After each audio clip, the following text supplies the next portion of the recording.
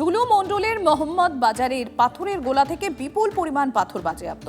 15.5 লক্ষ কিউবিক ফুটের বেশি পাথর বাজেয়াপ্ত করেছে ভূমি রাজস্ব দফতর।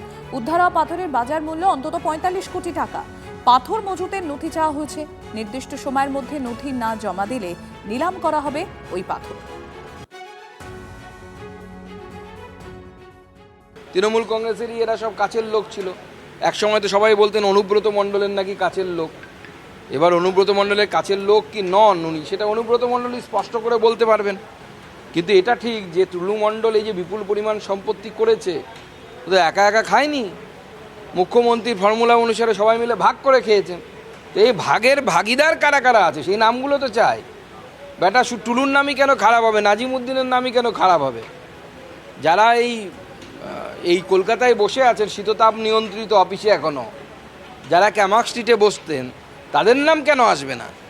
তারা উপঢৌকন ছাড়া টুলুকে এতদিন খেলতে দিয়েছেন, টুলু টুলু করতে দিয়েছেন, এটা তো হতে পারে না। টুলু টুলু টুলু করেছে মানে মাথার উপরে কারো না কারো হাত আছে। পরিষ্কার কথা হচ্ছে, এটার সঙ্গে আগের সরকার অমুক কোনো ব্যাপার নেই। জেলায় তো অন্যান্য দলও ছিলেন, অন্যান্য দলেরও তো সব নেতা টেতা থাকেন সব জেলায়, ওই জেলায়।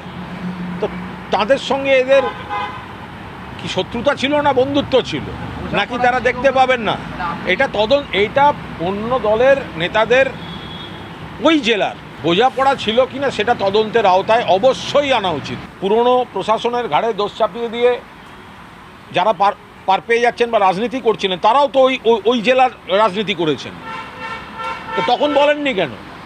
কারুর বক্তৃতায় দেখাতে পারবেন একটা